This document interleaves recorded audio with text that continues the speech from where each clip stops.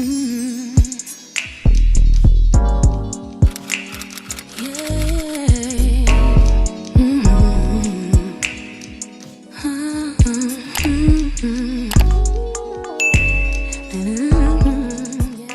everyone, welcome back to my channel.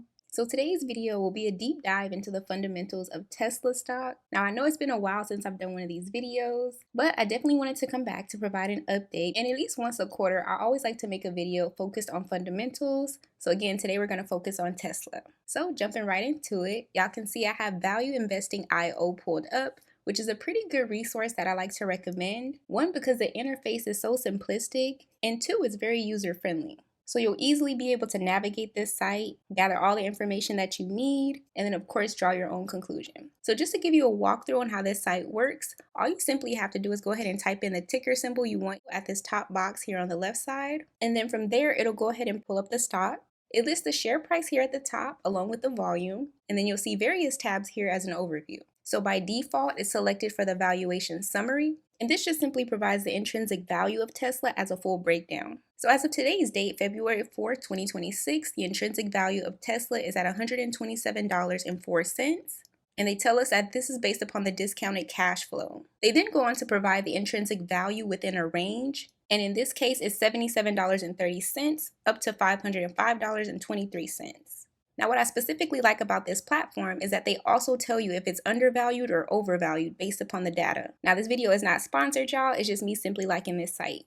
So they answer the question basically by saying based upon the market price and the intrinsic valuation, Tesla is overvalued by 69.9%. Now that doesn't mean run to your brokerage and take all your money out of Tesla. This is just simply their valuation of the company based upon the numbers. So scrolling down, you're going to see here where they talk about the DCFs, and it's comparative to the growth exit for 5 years, 10 years, so on and so forth. They even talk about the earnings power value.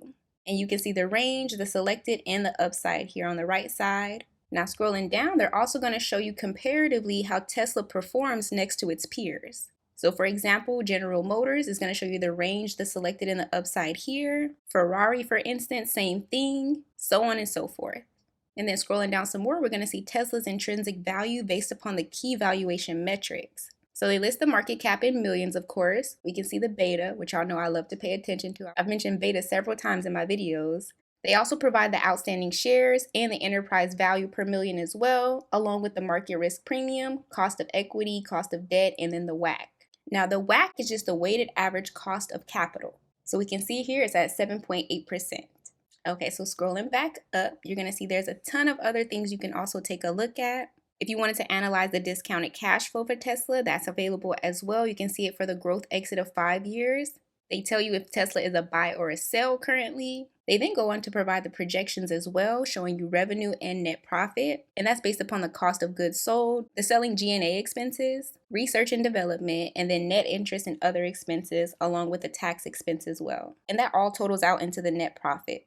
So clearly we're in the year 2026, but you can take a glance at what they estimate it to be for the years 27 all the way up until 2030. And then scrolling back up, we're going to also see that you can take a look at the trading multiples. Now this is helpful information if you're one to look at the relative valuation, and you can have this drop down for the PE, or you can do the EV as well. Totally your choice on that.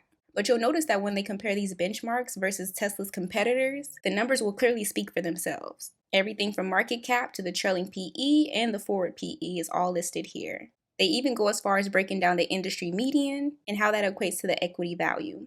So again, y'all, this resource breaks everything down very clearly, and you can also see that there's no ads. Now, I do like using Yahoo Finance, but I actually prefer using this site a lot of times, just simply based upon the clarity. Again, personally, I just think it's a little more beginner friendly, so I always like to recommend this site.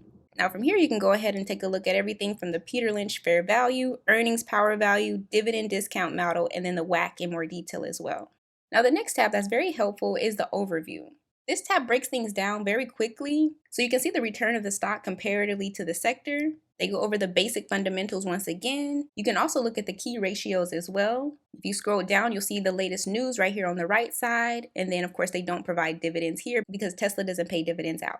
Underneath that, you'll notice they'll talk about the financial position and the debt to equity. Now, what's super useful about this is that you can literally compare the assets to liabilities with just a quick glance. So Tesla's assets are listed here in orange with the liabilities here in blue. And you can take a look at this as the short term versus the long term. And then when you take a look at the debt to equity, you can look at the book value for the equity in comparison to their book value for their debt. And then scrolling back up, you'll notice next to that there's financials. You can also look at forecasts, for example. And this is just simply talking about the price target. They also list the recommendation trends on when Tesla would be like a strong buy, for example, when it would be a hold, or when it would be like a strong sell. And then everything else in the middle. From there, you can also take a look at the ratings. Now this chart right here is just basically showing you everything you see on this graph here, but of course just written out in table format. Now underneath that, you'll see the financial stock forecast. Again, a bunch of very useful information telling you everything from the revenue this year to the expectation for next year, EPS, and the EPS expected for next year. These are projections. They're not 100% going to be accurate every single time you look at them, but again, it does give you a baseline of information. Underneath that, you'll see Tesla's revenue and EPS stock forecast, and you'll see it listed here on this line graph with the data formatted on a table as well. And then underneath that, you'll also see the upgrades and downgrades. So basic information. I'll go ahead and scroll back up. And you'll notice next to this, we'll also see an option for you to compare. Additionally, they have the historical price breakdown listed as well. And this chart is comparing the volume to the price relative to the dates. Then you'll see the statistics that are associated with the price, historical, and standard. And again, this is a lot of information to read through, but definitely take the time that you need to get full analysis.